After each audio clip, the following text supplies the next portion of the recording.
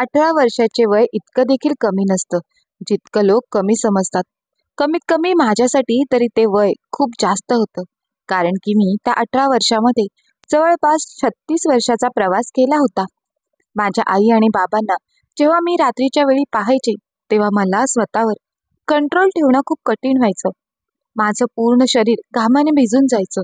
माझ्या आतमध्ये एक आग निर्माण व्हायची आणि मग त्यानंतर ती पूर्ण रात्र घालवणे माझ्यासाठी खूप कठीण होऊन जायचं. कदाचित हेच कारण होतं की 18 वर्षामध्ये माझं मन पूर्णपणे दूषित झालं होतं. माझ्या मनात तो विचार यायचा, जो विचार माझ्यासारख्या तरुण मुलींच्या मनात यायला नाही पाहिजे. आमचं एक खोलीचं घर होतं, ज्यामध्ये माझे आई बाबा, मी आणि माझी लहान बहीण आम्ही सर्व राहत होतो. आई बाबांचं एका बाजूला अंथरूण असायचं आणि माझं आणि माझ्या लहान बहिणींचं अंथरूण दुसऱ्या बाजूला. लहान बहीण जवळपास माझ्यापेक्षा 7-8 वर्षांनी लहान होती. त्यामुळेच तिला याबद्दल इतकं काही माहीत नव्हतं, ज्या गोष्टीबद्दल मला आता समजू लागलं होतं. मी अर्ध्या रात्री जेव्हा आईबाबांचं बोलणं ऐकायचे, तेव्हा माझे कान त्यांचं बोलणं ऐकण्यामध्ये मग्न व्हायचे. माझे बाबा खूपच मन मोकळेपणाने आईसोबत बोलायचे. त्यांच्या त्या बोलण्यामध्ये खूपच प्रेम, खूप वासना असायची. तेव्हा माझी हिंमत होत नसे की मी उठून बसावी आणि माझ्या बाबांना सांगावं की मी अजूनही जागी आहे. माझ्या समोर तरी हे बोलू नका. परंतु माझ्यामध्ये इतकी हिंमत नव्हती. कधी कधी मी माझे डोळे अगदी घट्ट बंद करायचे, तर कधी डोळे एकदम बारीक करून त्यांना पाहायचे. कधी कधी तर माझ्या भावना माझ्यावर इतक्या हावी व्हायच्या की माझं मन करायचं की मी आता उठून बसावं आणि माझ्या बाबांना पकडावं आणि बोलावं की आता बस करा, माझी सहनशक्ती आता संपत चालली आहे. मी अजून हे पाहू शकत नाही.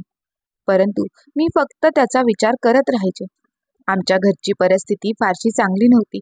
आम्ही खूप जास्त गरीब होतो आणि सोबत प्रत्येक रात्री ते सगळं सहन करणं. स्वतःच्या डोळ्यांनी स्वतःच्या आईबाबांना अशा प्रकारे पाहणे, यामुळे माझ्या आत एक वेगळीच आग निर्माण झाली होती. माझं मन करायचं की कोणीतरी मला असं भेटावं ज्याचा मी हात पकडावा आणि या घरातून कुठेतरी दूर निघून जावं आणि त्याच्यासोबत माझी प्रत्येक इच्छा पूर्ण करावी. परंतु हे देखील शक्य नव्हतं. माझ्या आयुष्यात असा कोणीच माणूस नव्हता. मग एके दिवशी मी एक निर्णय घेतला की मी घरातून बाहेर निघेल आणि माझं नशीब बदलेन. एखादा जीवनसाथी निवडेन आणि त्या घरातून माझा जीव वाचेल. मी अजून अशा प्रकारे तडपडत माझं आयुष्य घालवू शकत नाही. जेव्हा हीच गोष्ट मी माझ्या बाबांना सांगितली की मला नोकरी करायची आहे, तेव्हा माझे बाबा जोरजोरात हसू लागले आणि बोलू लागले, शिक्षणाच्या नावाखाली तू फक्त 4थी पर्यंत शिकली आहेस. तुला कोण काम देईल? इथे चांगली शिकलेली मुलं इकडे तिकडे भटकत आहेत.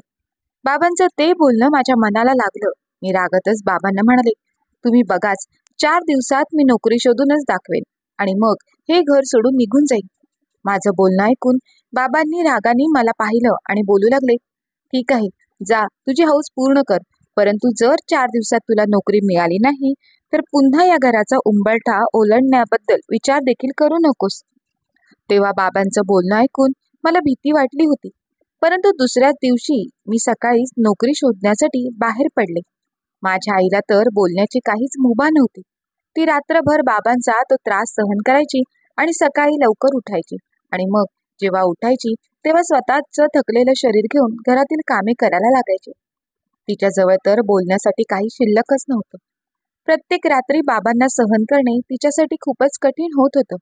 नेहमीच बाबा नशेमध्ये यायचे आणि मग त्यानंतर ते ज्या प्रकारे वागायचे त्याने दुसऱ्या दिवशी सकाळी आई तर लाजेमुळे तिचं तोंड आमच्यापासून लपून फिरायची. आईला अंदाज होता की मी आता तरुण झाले आहे आणि मला आता हे सर्व काही समजत आहे.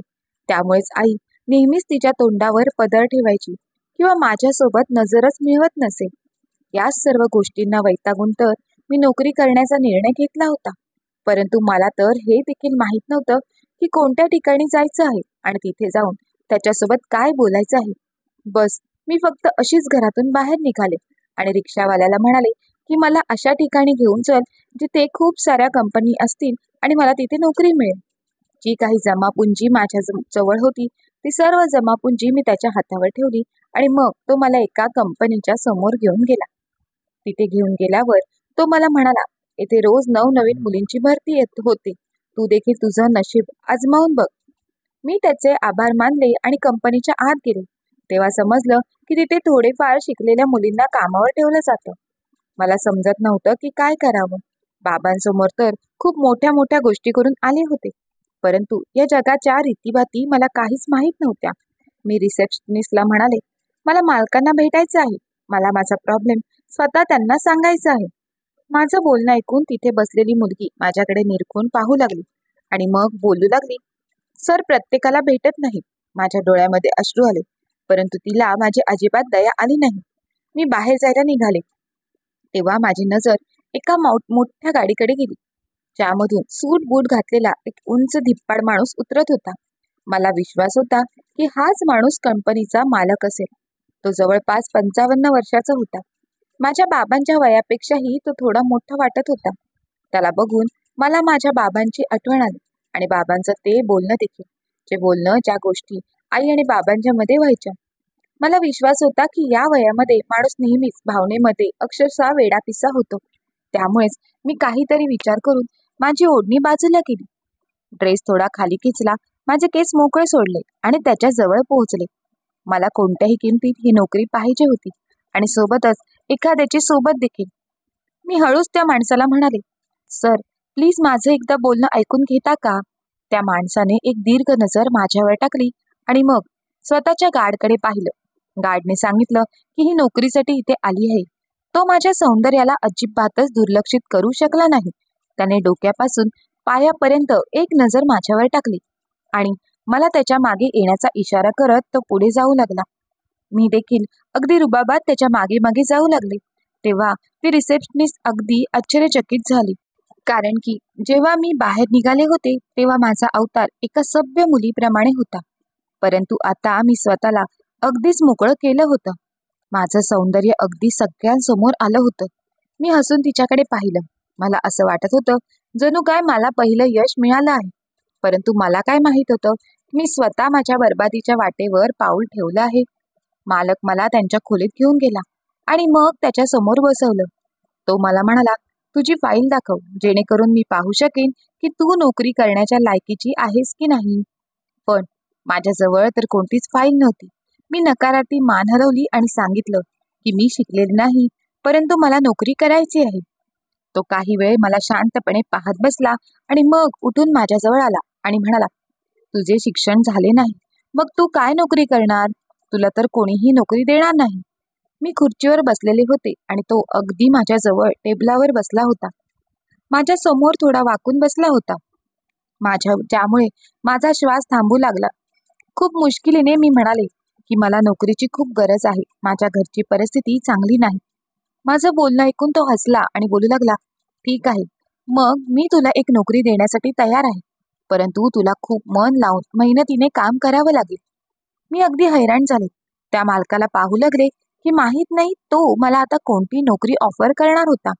इतका अंदाज तर मला देखील होता की मला इतकी सहजासहजी कोणतीही नोकरी मिळू शकत नाही आणि घरातून बाहेर निघून तर मला या गोष्टीवर पुरेपूर विश्वास होता. त्यामुळेच मी मालकाला विचारलं की तुम्ही मला कोणती नोकरी देऊ इच्छिता? माझ्या मालकाने अगदी हळुवारपणे माझ्या केसांना माझ्या खांद्यावरून मागे केलं आणि मग त्याची बोटं माझ्या मानेवर फिरवत तो बोलू लागला, जर तुझी इच्छा असेल तर मी तुला माझी सेक्रेटरी ठेवू शकतो. प्रत्येक वेळेला माझ्यासोबत राहायचं. जिथे मी जाणार तुला देखील तिथे यावं लागेल. मालकांचं वागणं असं होतं की ज्यामुळे एकदमच माझ्या अंगामध्ये करंट जाऊ लागला. पहिल्यांदाच एखादा परपुरुष माझ्या इतक्या जवळ आला होता. माझ्या भावना पुन्हा उफाळू लागल्या. रात्रीचं बाबांचं बोलणं माझ्या कानामध्ये घुमू लागलं आणि मी शरमेने माझी मान खाली घातली. परंतु मी नोकरीची ही संधी माझ्या हातून घालू इच्छित नव्हते. त्यामुळेच मी मालकाला म्हणाले, ठीक आहे, मला तुमची ही नोकरी मंजूर आहे. माझ्या त्या बोलण्यावर तो हसू लागला आणि म्हणाला, आजपासून तुझी नोकरी सुरू कर. तुला या खोलीत माझ्या सोबतच राहावं लागेल. मी थोडं घाबरून विचारलं की माझं काम काय असेल. तेव्हा मालक उठून उभा राहिला आणि म्हणाला, माझ्या कोटचे बटन उघड. मी एकदम हैराण होऊन त्याला पाहू लागले. तेव्हा त्याने अगदी निरखून मला पाहिलं आणि म्हणाला, तुझी नोकरी सुरू झाली आहे. मी लगेचच त्याच्या कोटची बटन उघडायला सुरुवात केली. तेव्हा तो म्हणाला, आता हा कोट काढून बाजूला त्या हँगरवर लावून ठेव आणि सोबतच तुझी ओढणी देखील तिथेच लाव. तू माझी सेक्रेटरी आहेस, त्यामुळे तुला देखील फॅशनेबल राहावं लागेल. मी त्याचा कोट काढून हँगरवर लावला आणि सोबतच माझी ओढणी देखील काढून तिथेच अडकवली. तो हसून बोलू लागला, बस, तुला माझी फक्त अशीच कामे करायची आहेत. त्या विचित्र नोकरीमुळे मी जरा हैराण झाले आणि खुश देखील झाले, कारण की हे अजिबातच कठीण काम नव्हतं आणि त्याने मला चांगला पगार ऑफर केला होता. त्यामुळेच मी त्याच्याच खोलीमध्ये बसले. काही वेळ तो ऑफिसची कामं करत राहिला आणि मग उभा राहून म्हणाला, माझं आजचं काम संपलं आहे, मी पुन्हा परत जात आहे. तू देखील परत जा. आता उद्या सकाळी ये. मी घड्याळाकडे नजर टाकली तेव्हा दुपारचा 1 वाजला होता.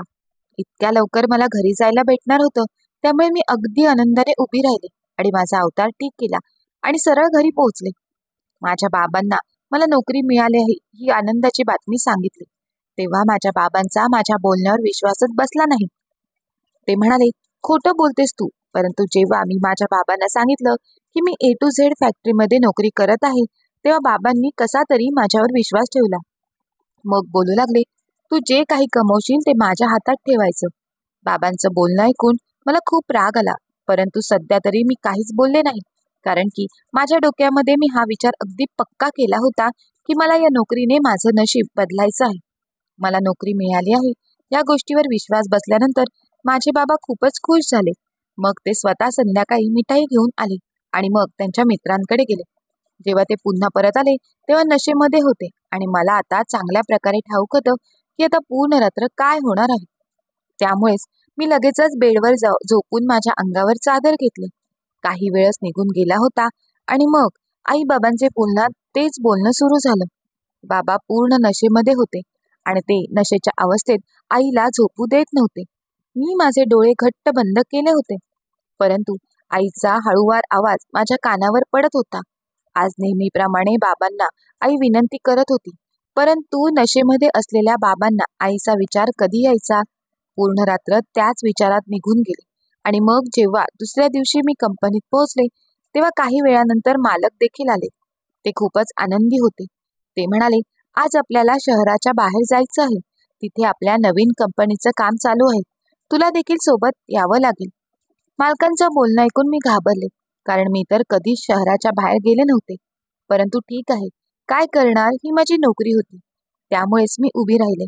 आज मी माझी ओढणी आधीपासूनच हँगरवर लावलेली होती आणि स्वतःचा अवतार अगदी मोकळा केला होता, कारण की मला माहीत होतं मला नोकरी यामुळेच मिळाली आहे, कारण की मी खूपच सुंदर होते आणि तशा अवतारात तर माझं सौंदर्य अजूनच आकर्षित करत होतं.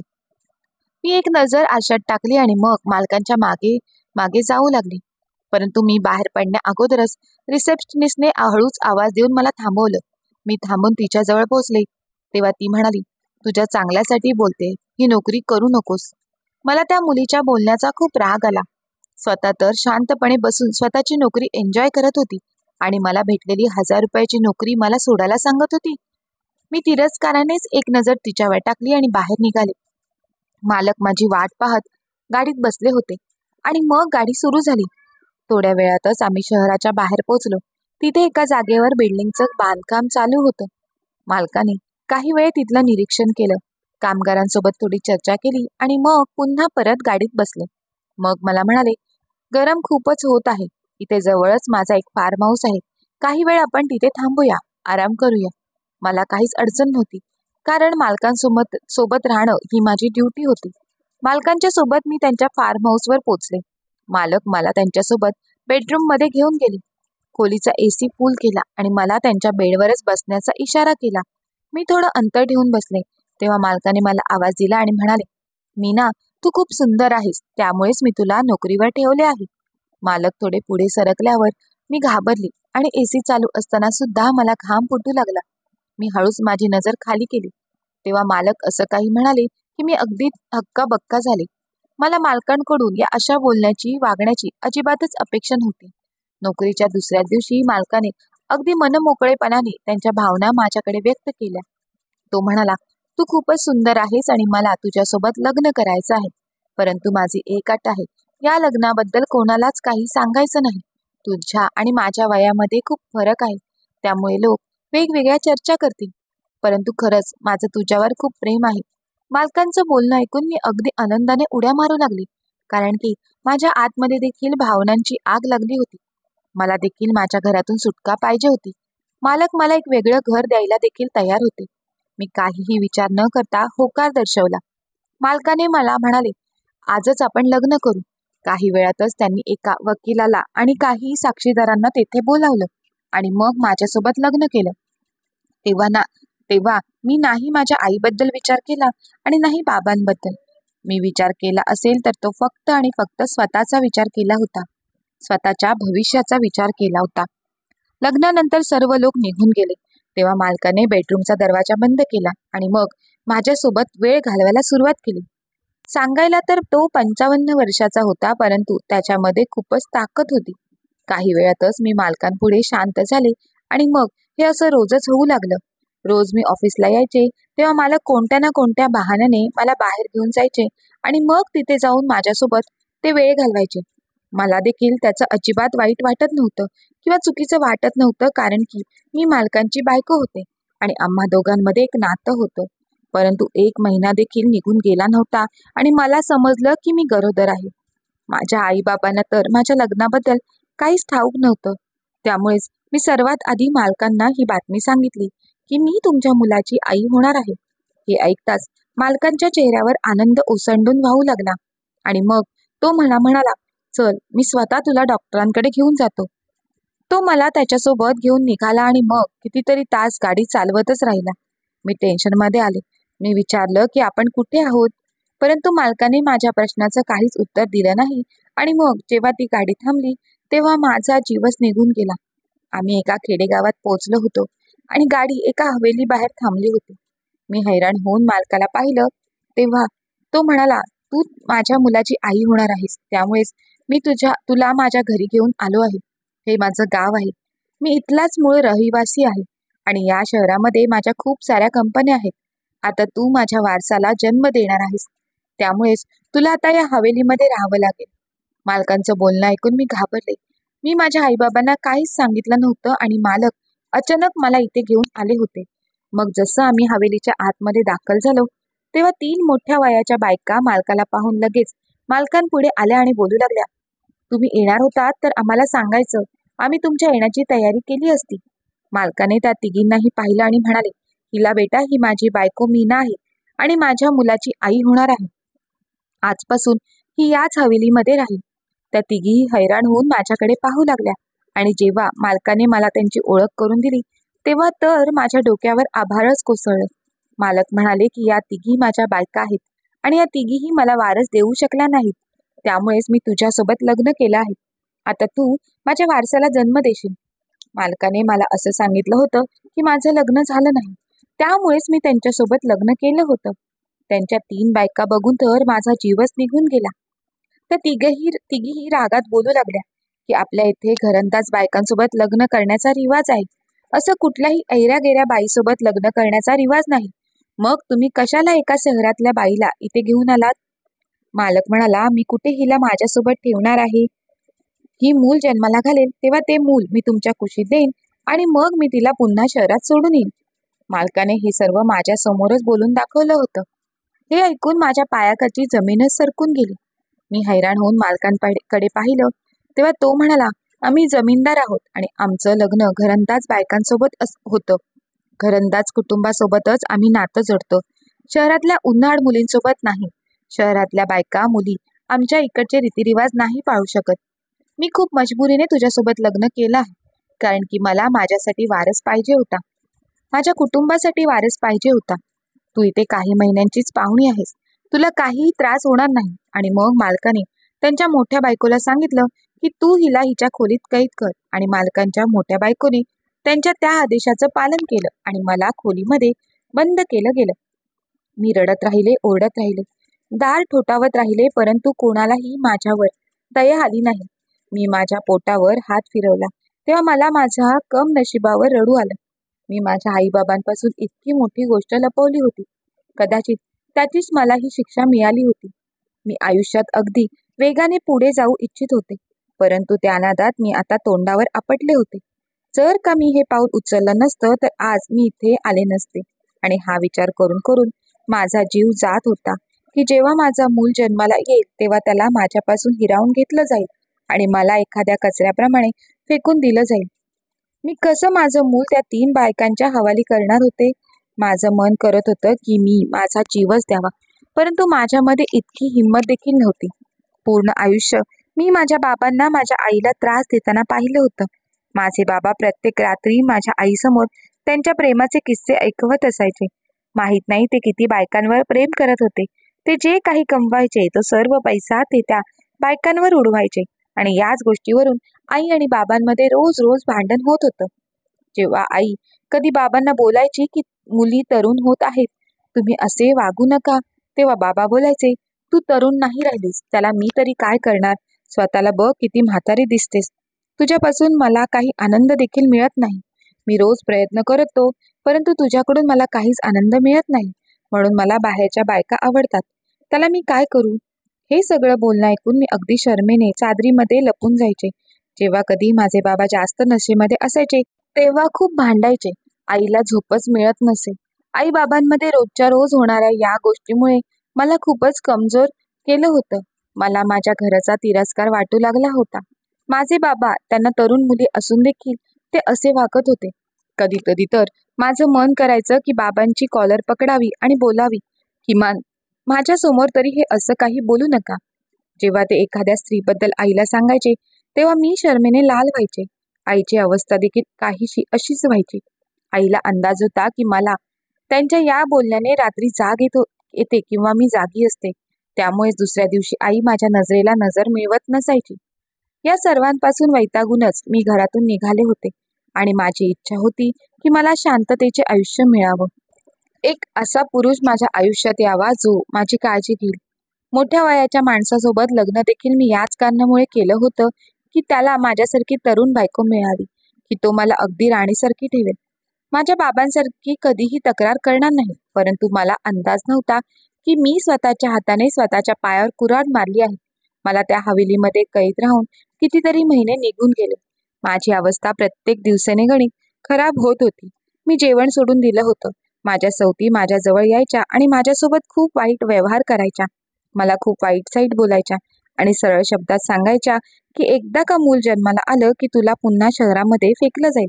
परंतु देवाची कृपा अशी झाली की जेव्हा माझ्या मुलाचा जन्म झाला तेव्हा माझ्या त्या अशक्त शरीरामुळे मेलेलं मूल जन्माला आलं आणि डॉक्टरांनी सांगितलं की आता कदाचित मी कधीच आई होऊ शकत नाही, कारण की खूप सारे कॉम्प्लिकेशन निर्माण झाले होते. मेलेलं मूल पाहून माझा मालक अगदी जोरजोरात रडू लागला. तो कित्येक वर्षापासून मुलासाठी तरसत होता आणि मुलासाठीच त्याने हा चुकीचा मार्ग स्वीकारला होता. कदाचित यामुळेच देवाने पुन्हा एकदा त्याच्या पदरात मूल टाकलं नव्हतं. जेव्हा त्याला समजलं की मी आता आई होऊ शकत नाही, तेव्हा त्याने पुन्हा मला माझ्या घरी सोडलं आणि सोबतच मला घटस्फोट देखील दिला. मी बर्बाद होऊन माझ्या घरी परत आले होते, परंतु माझ्या मालकाच्या हातात देखील काहीच आलं नव्हतं. मला पाहताच माझ्या आईने मला मिठी मारली. ती रडून रडून विचारत होती की तू इतक्या महिन्यांपासून कुठे होतीस. मी आईला सुरुवातीपासून शेवटपर्यंत सगळं काही खरं खरं सांगितलं. तेव्हा आईने लाजेने तिची मान खाली घातली आणि म्हणाली, ही सर्व माझी चूक आहे. जेव्हा एक बाई एका चुकीच्या पुरुषासोबत आयुष्य घालवते तेव्हा तिच्या मुलांची देखील अशाच प्रकारे बर्बादी होते. जर त्या बाईने अगदी योग्य वेळेवर योग्य निर्णय घेतला तर तिच्या मुलांना असा त्रास भोगावा लागत नाही. जर मी योग्य वेळेवर योग्य निर्णय घेतला असता, तुझ्या बापाविरुद्ध आवाज उठवला असता, तुझ्या बापाकडून होणारा त्रास मी सहन केला नसता, तर कदाचित तू देखील या चुकीच्या मार्गावर गेली नसतीस.